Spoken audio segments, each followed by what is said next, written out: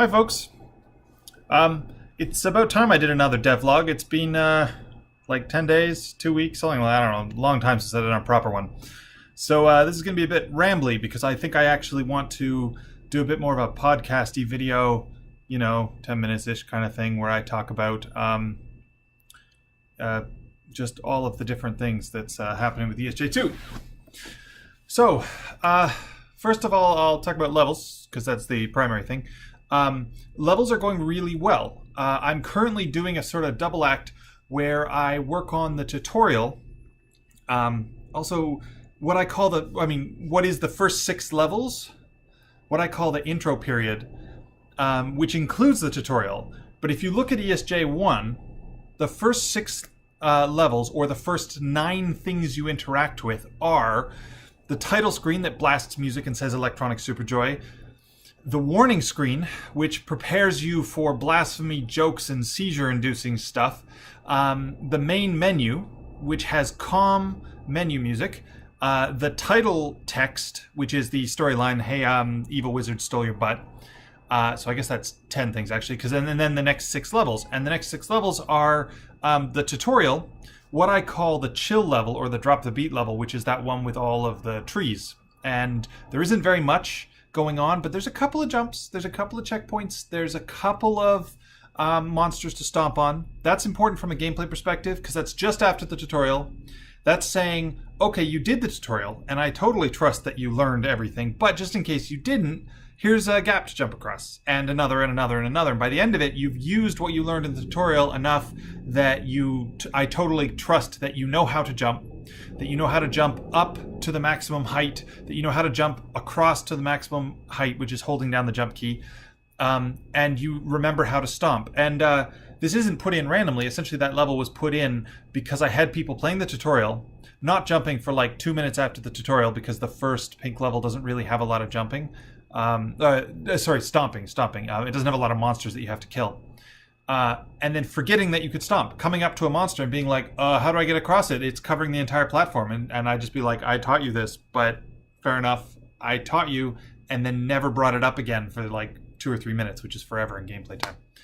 So that chill level is important to reinforce, but also because most platformer players remember the abilities and don't need a refresher. I don't need them to have 2 tutorials at once. So that chill level is also just nice.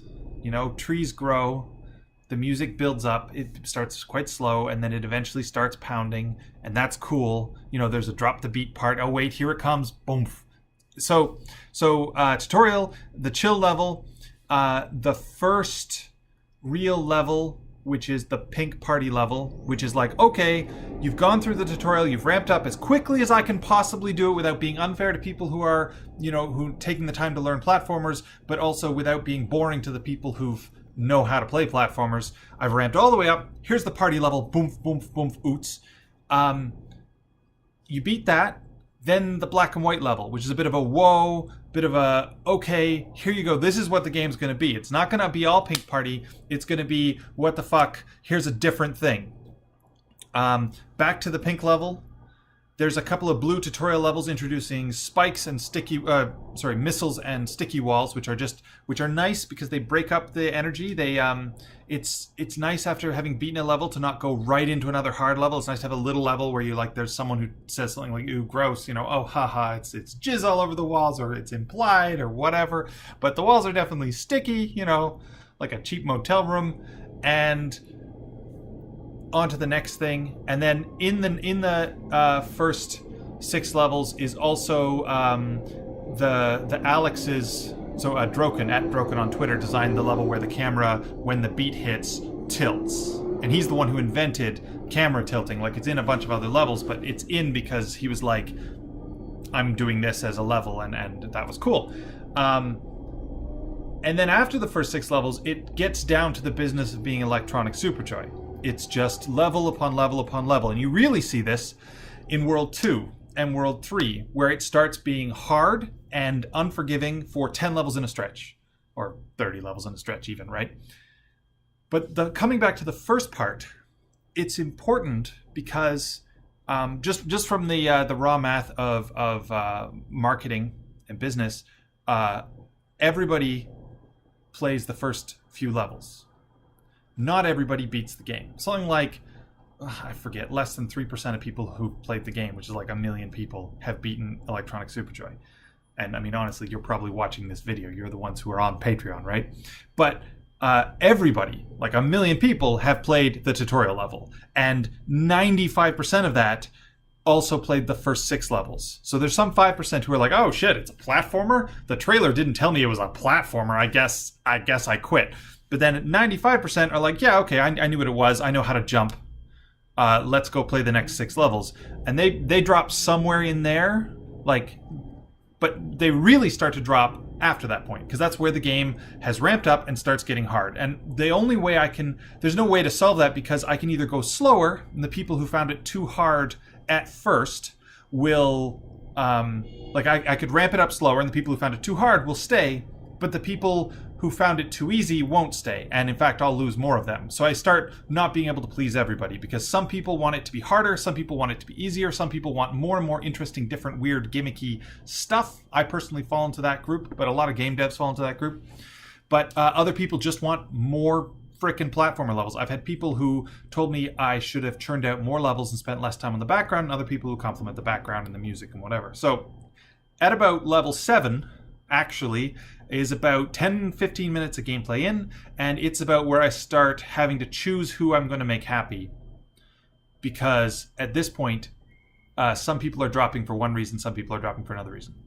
So I'm building that now in Electronic Superjoy 2, and these 6 levels, it doesn't have to be exactly 6, but this initial chunk of levels are also not levels that I want to give to you folks on Patreon, because they're really easy. They're like, here's the tutorial level about sticky walls. Like, would you folks want a level that's this short and is just, hey, these are sticky walls? Like, I feel like I'm not delivering if I do that.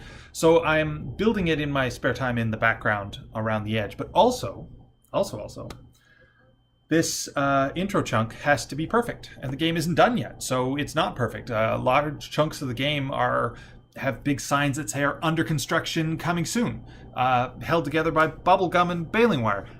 I don't even know what baling wire is, but duct tape, right? And yet this first 6 levels is what really primes the pump. What really is Electronic Superjoy when you get down to, the experience of most people. They come in, they play it for a bit.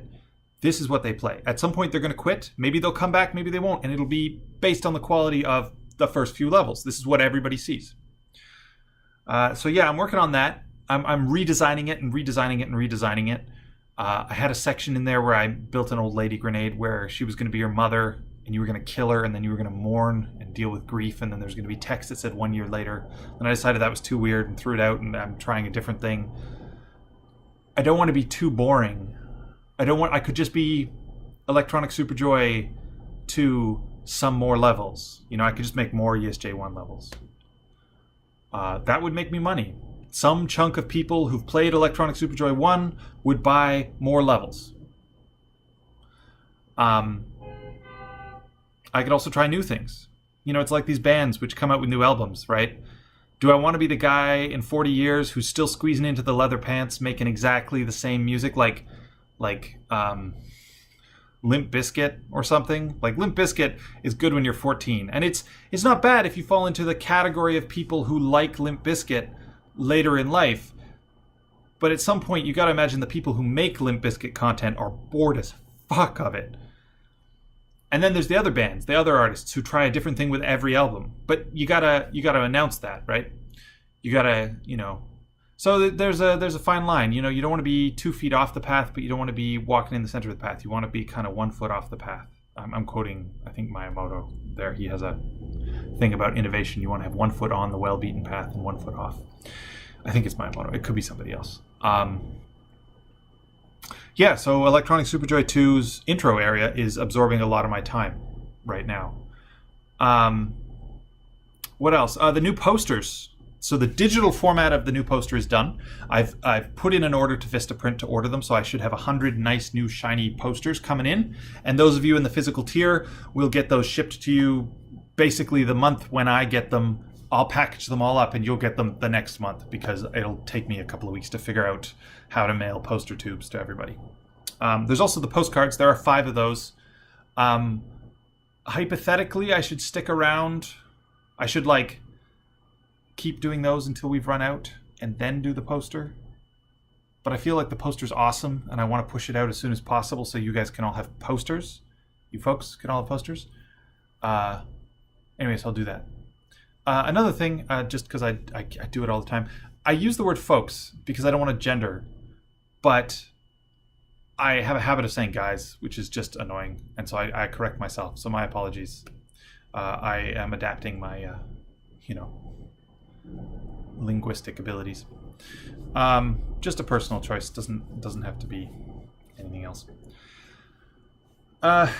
Yeah, I'm also experimenting with new stuff, just like new shit, because I want ESJ2 to be ESJ2, not more ESJ1. Personally, and that's all that matters because I am the solo dev. So fuck it, I'm doing new shit.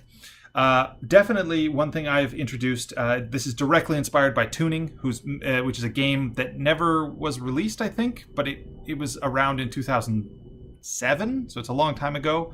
And it's made by a friend of mine, Yunathan, who some people will know as Cactus, who made Hotline Miami. And so I've got to tread a difficult line there because he has 21 levels in Tuning. I don't actually still have a copy, but I remember because I played a ton of it. And I loved it, and I don't want to clone it.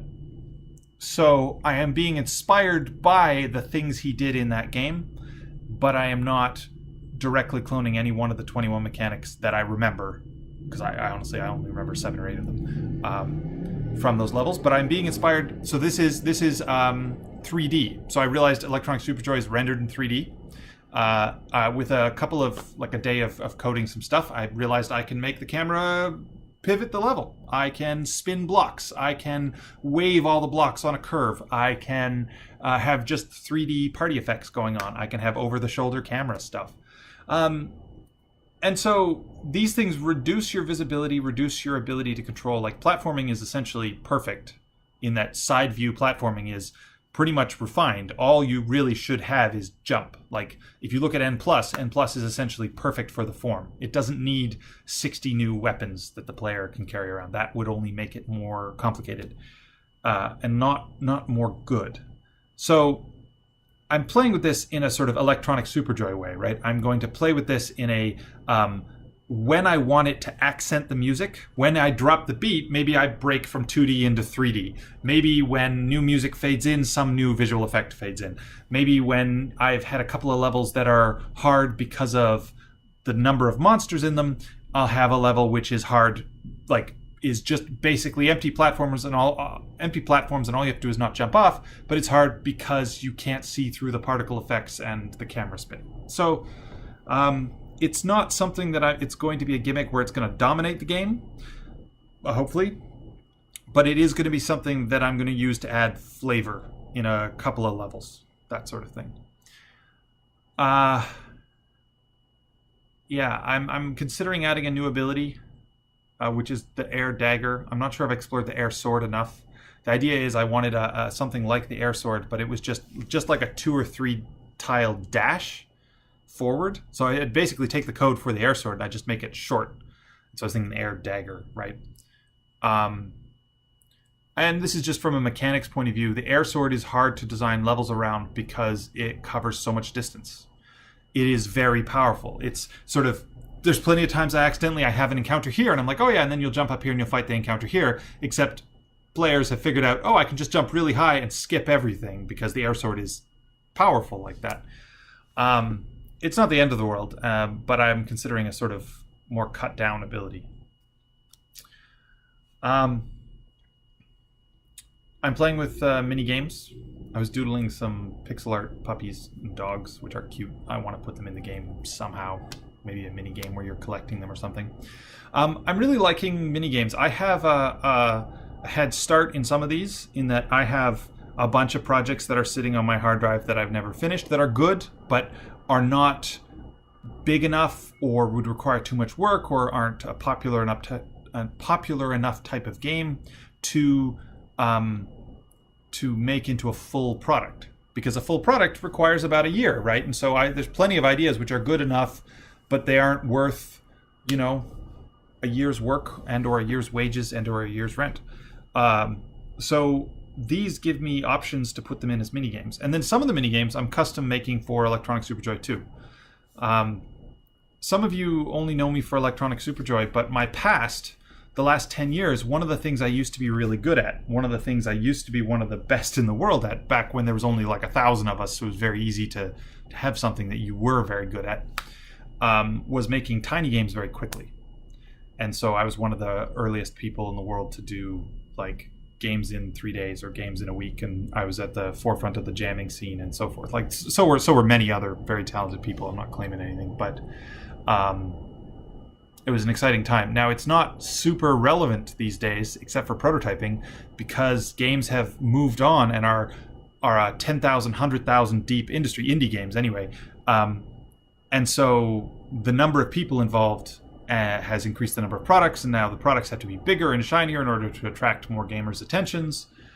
However, it segues perfectly into minigames, and I really enjoy making tiny minigames.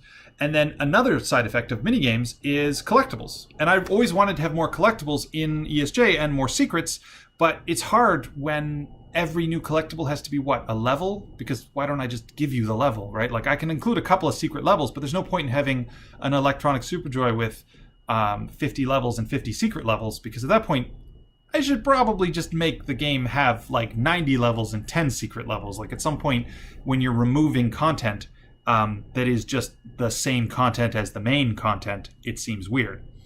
However, in this case, so far I have planned for collectibles. I have a first-person shooter minigame, which I want to have door keys scattered around. I want to have like 5 door keys, like the red door key, the yellow door key, the blue door key, the green door key, and I guess the purple door key, some other color.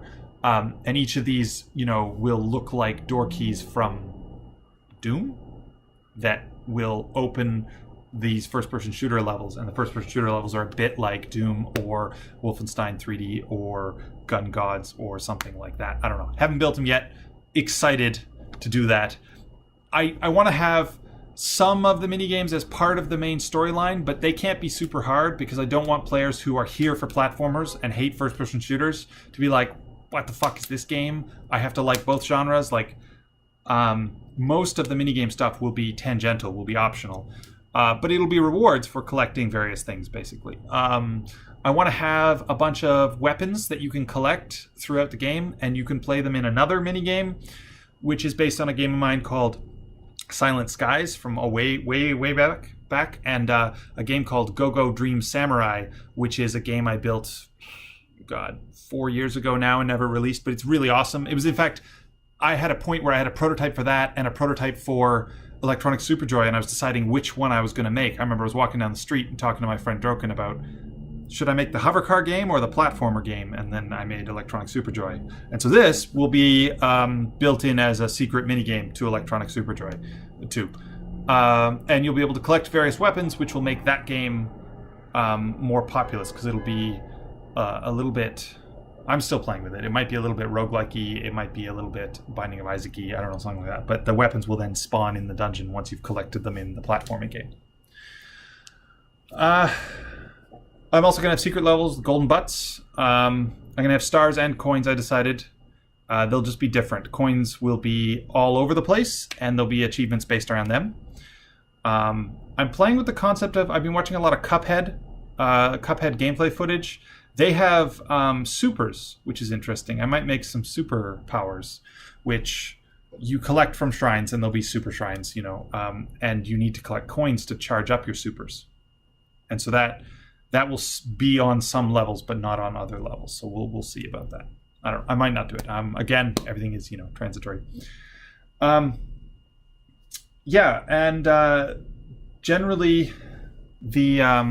Generally the level structure is starting to make more sense in my head. World 1 is starting to make more sense. I've rewritten it out and blocked it out and then ripped it up and done it again, and it's sort of, I'm learning from each attempt.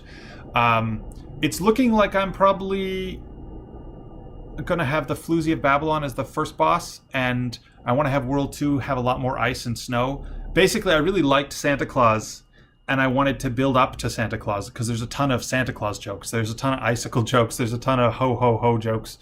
And also, like, I just like the idea of having a level where Santa Claus is chasing you in his sleigh, and another level where he's just annoying you in his sleigh, and he's going around. You know that Mario level where there's the dude in the cloud throwing spiked turtles off the side? What are those called? Goombas, I guess, right? And I want to have a level that's kind of like that, but Santa Claus is just chucking presents, and then they land and they turn into a bad thing for you. I want to have a little bit of cutscenes, and I was just thinking the North Pole might have a portal to the hell at the bottom of Santa Claus's workshop, and then that segues nicely into the Devil, who's definitely going to be the third boss, Mega Satan. Because the current storyline, I've got 4 or 5 storylines that I keep writing and then sticking up on the wall and being like, yes, this is the storyline, oh my god, it's so good, and then ripping it apart and being like, no, I need a new storyline. But the current one that's winning is, they do say the Devil has a magic butt, and you have to go to hell and defeat the Devil in a rap battle, and then you get to make a wish. Yeah.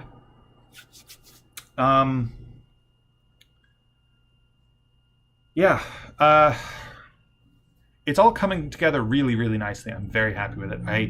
I hope that I'll be able to make a few extra levels, like, you know, that I'll have a couple of segments where the levels will take me half a week, and so that week I'll build 2 levels, because I'd love to build up some buffer, because I'm getting a little worried. I have no buffer. I'm making the levels more or less week by week. Which is why we're in week 11 and I've got 9 levels. And so this will be a problem next time I get a cold. Next time I'm just down with a chest flu for a week, because you folks won't get any levels at that point. And I'd like to have a bit of a buffer so I can be like, oh, you know, I'm sick this week, but here's this challenge level that I built a month ago. It's awesome. You'll like it. Cool. Yeah. Just because you got to plan for that sort of thing, especially being a solo dev. Dawn's helping me out, and Envy's clearly doing tons of awesome music, but 90% of the day is just me working on my own. So that's an issue where it might even be intentional, right? It might even be, I need to go to this convention to show off the game. It's going to take a week of planning and then another week of driving and being at the convention, and I'm probably going to get sick at the convention because you're going to get con flu, which means that might be 2 or 3 weeks out of my schedule, and so that buffer needs to be built up at some point soon. So I'm going to finish up the dev blog. Hopefully this has been interesting. This is the stuff that's floating around in my head right now to do with Electronic Superjoy.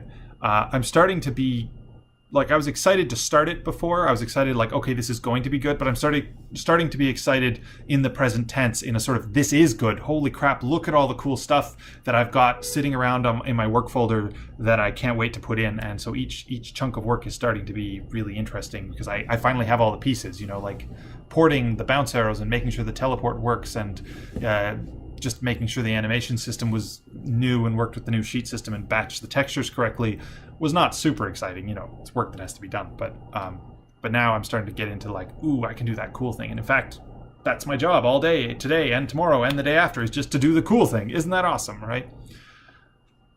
Yeah. So it's all going very good. I haven't forgotten about local multiplayer.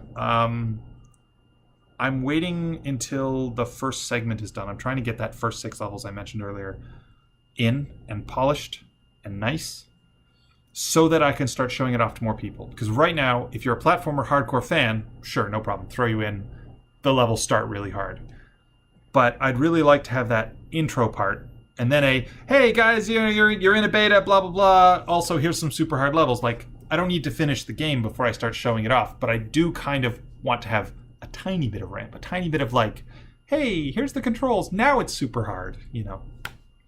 Yeah. It's really awesome hanging out in Discord. If anybody's watching this who doesn't hang out in Discord, for fuck's sake, come hang out in Discord. It's fucking awesome. Yeah. People are making levels. You know who you are. People are making music. That's awesome. People are drawing levels in MS Paint because they're insane. Yeah, it's all good. All right, talk to you folks later.